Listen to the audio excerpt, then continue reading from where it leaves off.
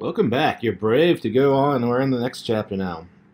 So let me pose this a question for you. Will drinking ocean water quench your thirst? If you hadn't guessed, the answer is no. And the reason is because the human body, on average, like the cytoplasm in cells in your blood plasma, it's 0.9% salt. So if we drink ocean water, we actually do not quench our thirst. But another thing, though, so salt water, ocean water is 3.5% salt, thereabouts. Depends on where you're at, but in general, it's about 3.5%. But also, if you have IV bags, you have to be very careful with IV bags. So if you see here's normal red blood cells. If you add something that's too salty, you get the shriveled up red blood cells. The water will leave the cells and it'll shrivel them up to get an equal amount of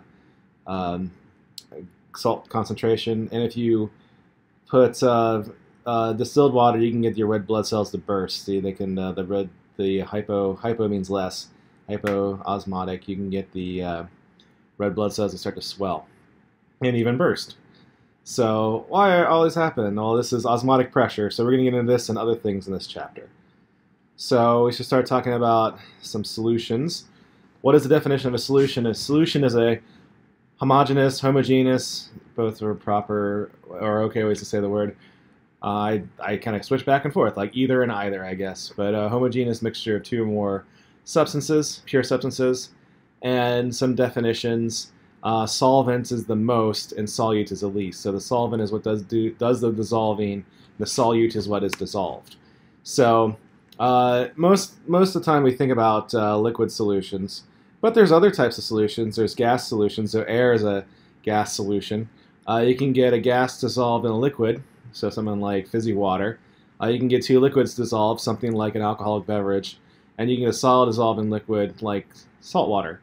You can also have solid solutions, so things like different alloys of gold, for instance, so 14 karat, 18 karat gold. And just to illustrate this, what's the solvent and what's the solute? So beer, I know there's other stuff in beer, but the percent alcohol is about 6%, depending on the beer. Water is 94%. Which is the solvent and which was the solute? For beer, the solvent is water and the solute is alcohol.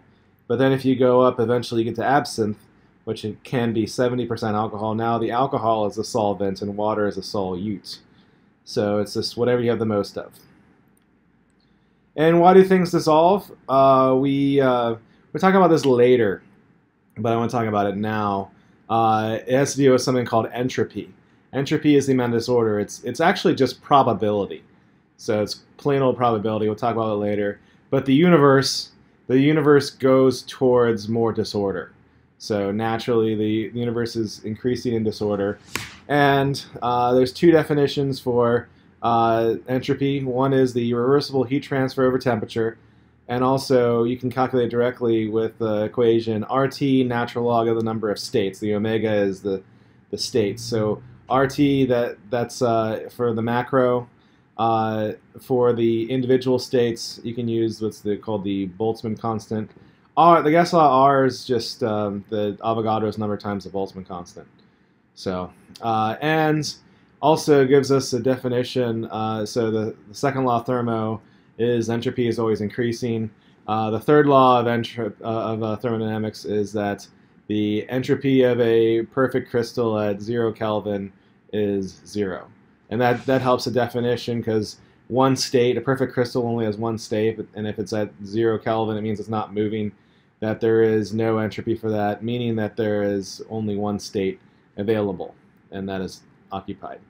So, and a solution forms, among other things, because the entropy increases. So for instance, if you have this box here that I've drawn, if you release it, so you have neon and argon, I've indicated with dots as well. If you open the box, they mix, and they mix in an even fashion. And it all comes down to probability. It's much more likely for things to mix and become blended. So it's like, imagine if you have a jar of Skittles or something like that, like a colored candy. the Skittles at least that are colored, right? So if I took a bag of Skittles and I laid them all in the jar and I separated them by colors, what's going to happen if I shake the jar? Is it going to line up all nice and neat and even, or is it going to mix? And the probability says it's going to mix. Could it line up all nice and even? Like, yes, it could. Actually, that's possible. It's just very unlikely. And if that doesn't work for 200 Skittles, why the heck would it work for 10 to the 23rd particles, right? So something huge is just entropy just completely rules the universe that way. Good old probability. Okay, and a review from last semester, the different type of intermolecular forces. And there's the attraction between molecules, and the weakest being London dispersion, then the next highest, and generally speaking, is the dipole, then the hydrogen bond, then the ion dipole. And in general, if the so I told you entropy drives things, but also energetics do as well, the enthalpy. So if the solvent-solute interactions are greater than the solvent-solute interactions, I'm sorry, if the attraction between the solvent and the solute is greater than the attraction that the solvent and the solute has for itself, the solution forms. It also is exothermic. If the solvent-solution interactions are about the same as the individual interactions, the solution also forms. Among other things, it's driven by entropy. And then if the solvent-solute interactions are less than the solvent-solute interactions, it may or may not form the solution. And it depends on how unattractive they are to each other. But with that, though, later on, I keep on talking about later on, we're going to talk about what's called Gibbs free energy. And the delta G there, delta G, if it's negative, it means it goes. If it's positive, means it won't go. And you can see it's the delta G is equal to the delta H minus T delta S. So the temperature.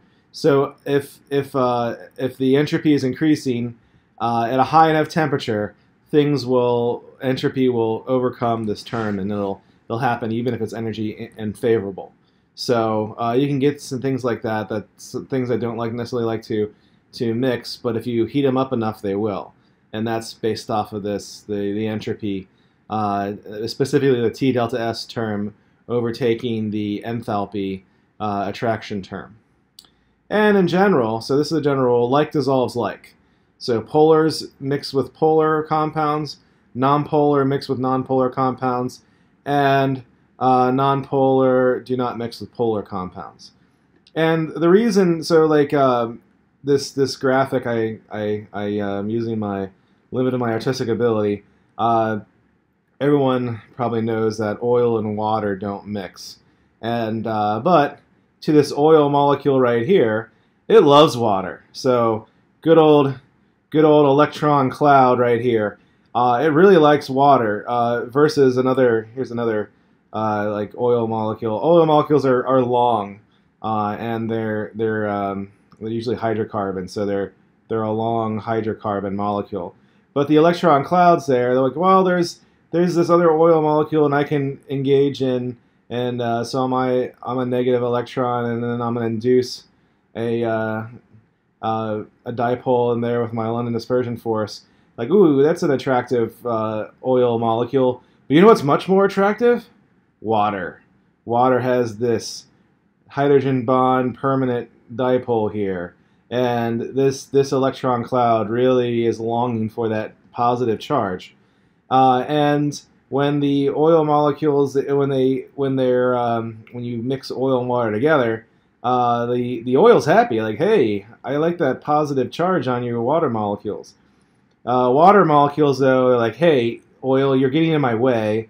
I want to hang out with my other water molecules and form kind of a hydrogen bond network.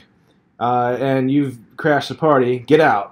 So the water actually pushes the oil out of the way, and because of gravity, the oil goes to the surface. So because it's less dense than the water. So yeah, water is kind of a jerk, pushing all the oil out of the way. So You think that oil hates water. Oh no, oil loves the water. Water hates the oil. And not only that, water's a bully. It pushes the oil out of the way. It's interesting how it works that way. Okay, so like dissolves likes. So let's talk about solubility with vitamins. So, and what are vitamins? Vitamins are organic molecules that we need in small amounts. Organic meaning carbon containing. They used to be called vital amines, but we got rid of the word. We got rid of that when we found out they're not amines. An amine is a nitrogen-containing compound. So vitamin B5 here, this is an amine because it has a nitrogen there. So this is actually a proper vital amine. Vitamin C though is not a not an amine. But we since we found other ones, we just kind of dropped the amine. We said fast vitamin instead of vital amine. Anyways, here's vitamin C.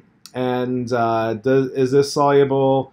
And generally speaking, chemicals tend to be either water soluble or fat soluble or lipophilic. So lipophilic means fat loving. Hydrophilic means water loving. So what is this? Is this water loving or fat loving? If something is water loving, that means that we can renally excrete it, and we need to eat it every day. Vitamin C has a bunch of these OH groups on it, and because of that, vitamin C is in fact water soluble, and you need to get vitamin C every day. You should get the minimum amount to get is 60 milligrams, but many dietitians believe that you should get 200 milligrams a day. So, and vitamin C, this is also known as ascorbic acid, so anti-scurvy acid. So vitamin C ascorbic acid is actually a common name. So I don't know what the technical name for vitamin C is, but it is anti-scurvy acid. So it is an acid, and it's very hard to overdose on vitamin C because you can renally excrete it, right? You pee it out. Okay, here's vitamin K, if you look here, I've also drawn this as a ball and stick model over here. So if you there's the ball and stick model for it. You look at it, there's no hydrogen bonds anywhere. Hydrogen bond has to be with a hydrogen directly attached to an oxygen, nitrogen, or fluorine, and there's none of that here. So vitamin K is in fact fat soluble. And so your body can store it. So that means you do not have to consume vitamin K every day. And vitamin K is actually dangerous. So an overdose of vitamin K can cause coagulation. So too much vitamin K causes your blood to turn to something like cake batter, like a slurry. Too little vitamin K can cause hemorrhage, so you can start bleeding out your eyes and ears and that kind of stuff. Then again, if you have a patient that's hemorrhaging, the treatment for that patient is a megadose of vitamin K. And because of that, vitamin K is something that might cause an accidental overdose, and as such, you can only get vitamin K as a supplement with a prescription. So, but with vitamin K though as well, the plant-based vitamin K, I mean, there's a lot of vitamin K in spinach, for instance. And does that mean if you eat some spinach, you're just gonna your blood's gonna turn to cake batter? That's the difference between provitamins and vitamins. Provitamins is what your body will turn into a vitamin, but your body only converts what it needs. And vitamin K is an example. You can feel a little safe eating spinach. You're not gonna die from eating spinach. At least not. This would be very difficult. I guess you could die from that, but you have to eat a bunch and you'd burst your insides. Or you can choke on a leaf or something like that. But you won't die from the vitamin K, the provitamin K in spinach. But be careful though. Don't you won't find a supplement for vitamin K. Oh, and I should also mention about vitamins. One thing about vitamins is a lot of what we know about them are from their deficiency diseases. So we know what happens if you don't get enough, and we also, but it's hard to say if we're getting what we should. Here's vitamin A. So vitamin A, among other things, is an antioxidant. Oh, actually, I didn't talk about what vitamin C does. A lot of vitamins I didn't see you talk about before. Vitamin C is an antioxidant, which means it's a reducing agent. So antioxidant is another fancy word for a reducing agent. And what does vitamin C do? Like, well, imagine that I have a bunch of hungry fifth graders. So if I'm in my classroom and I have a bunch of hungry fifth graders coming to my classroom, and let's say I've got some spinach. Say I've got some spinach in my classroom that I do not want these hungry fifth graders to eat. Like, how do I prevent these children from eating my precious spinach? Well, if I got a bunch of Halloween candy and I stuck it in front of the spinach, like to distract the children, so the children will go and they'll eat all the Halloween candy, and then they'll be like, "Oh, we're full now. We don't want to eat the spinach. We're fine," and then they leave. So how do I avoid a very high energy free radical molecule that's extremely reactive? How do I prevent that molecule from attacking my cell's DNA? I don't want my cell's DNA damaged, and there's these free radicals that appear. How do I prevent that? Well, I put vitamin C in and around my cell, and then the free radical attacks the much more attractive antioxidant vitamin C, and it keeps my DNA safe.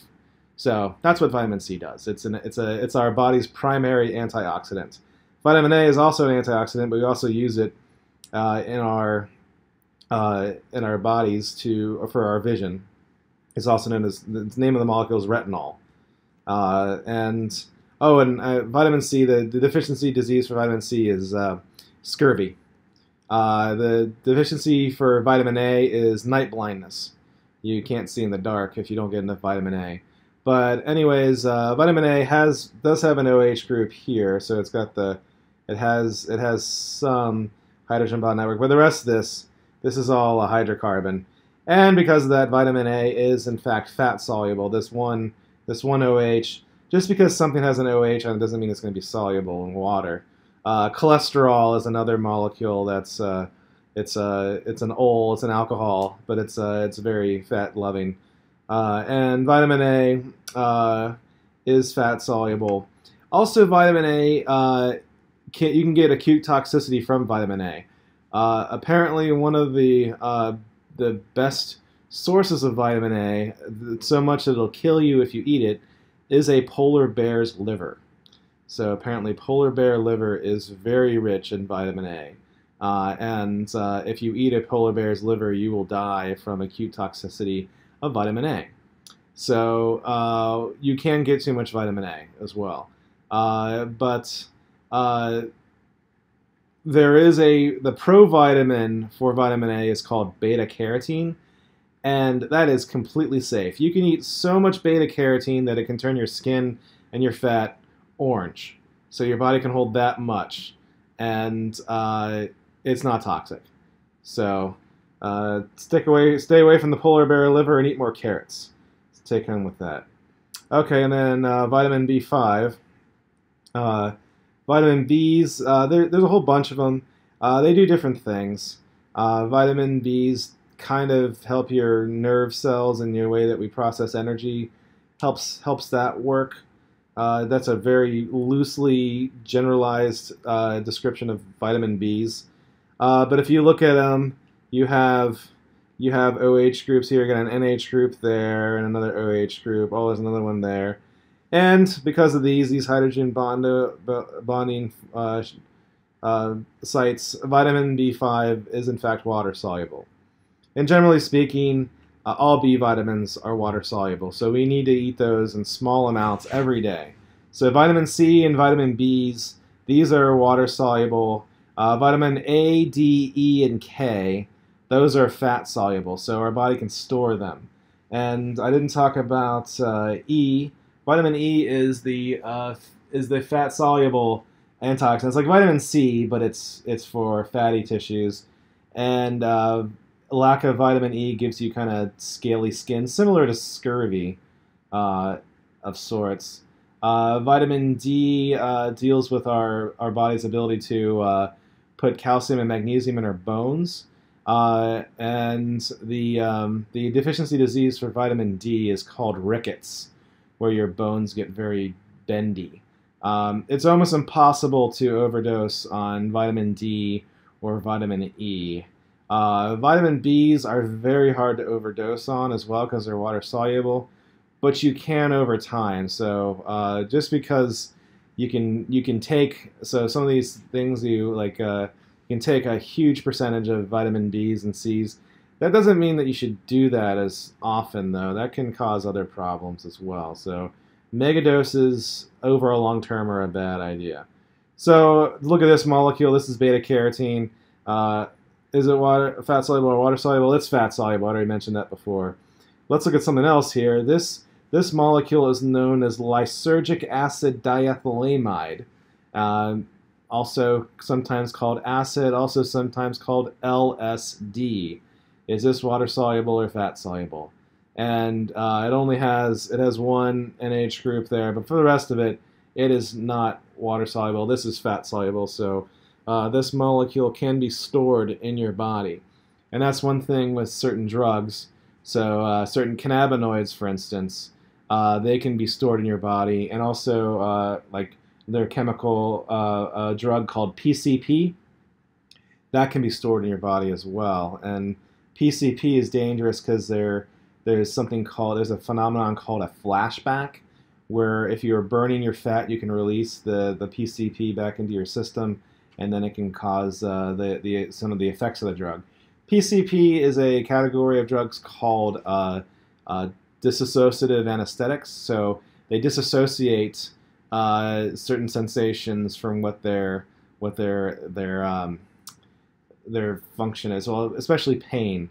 Ketamine is the same way. That's an animal tranquilizer. So let's say you break your arm and you take PCP or ketamine to deal with the pain. You still have the pain, but your body disassociates the pain sensation from its location being your arm. And that's dangerous then, because if you have a broken arm and then you're like, oh, I'm going to go use it and keep on using it, you can break it further, and you don't really associate the pain with the injury. So, but yeah.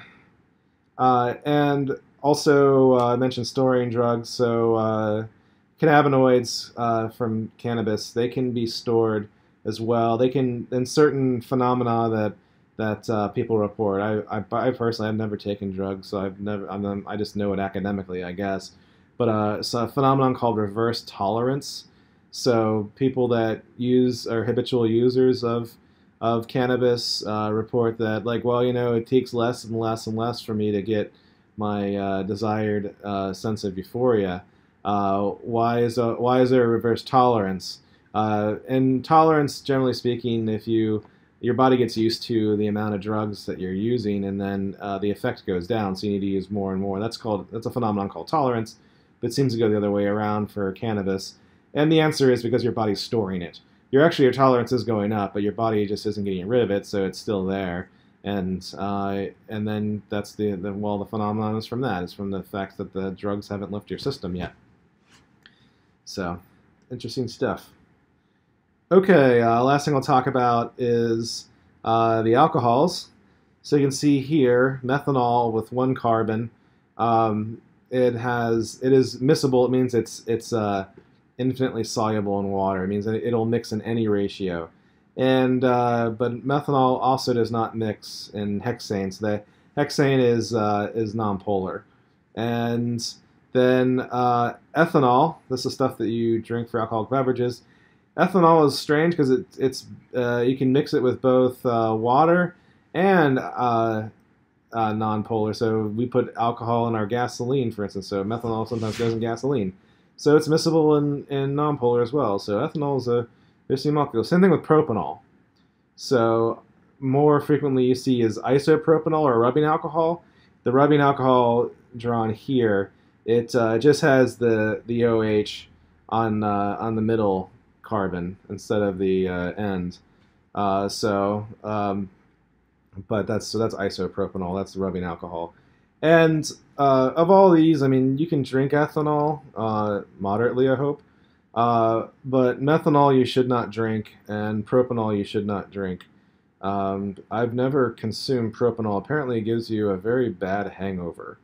And methanol, if you drink that, you can get blinded from it. If it doesn't kill you, it can make you blind. When it doesn't kill you, doesn't necessarily make you stronger.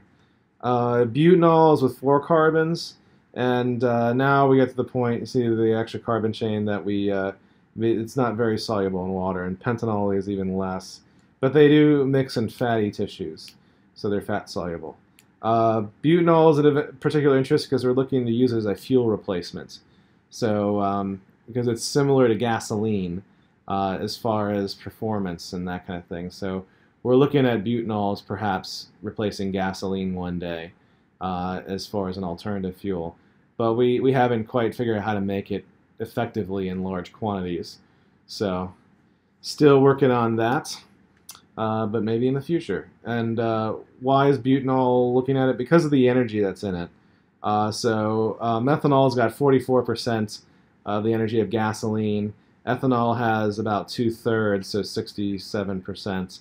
So, meaning if you can drive 100 miles on a tank of gasoline, that means you could drive 44 miles on methanol. For ethanol, you could drive 67 miles, and then for butanol, you could drive close to 90 or 95. It's up there. And the so what with that? Well, can you imagine always having to refuel your gas tank? That would be an unfortunate thing. Also, on the U.S. mainland, they have the exits on the interstates. They're about 30 miles apart, and the reason why they have that is you can drive that in about a gallon of gas. So if your fuel light goes off in your car, you can usually make it to the next exit. But if that were the case if you had a car on methanol, you'd get a lot of cars, at least before you train the drivers, a lot of cars would run out of fuel, which means they would have to build more exits between in the freeways, and that also has some environmental concerns there because now you start to have more human population centers, and that causes more environmental damage. So that's why butanol is looking as a replacement fuel for gasoline in the future, because that way we don't have to we have to build more communities. So interesting how those are from government think tanks, those ideas and data. Okay, and we're done with this section. We'll go on to the next section.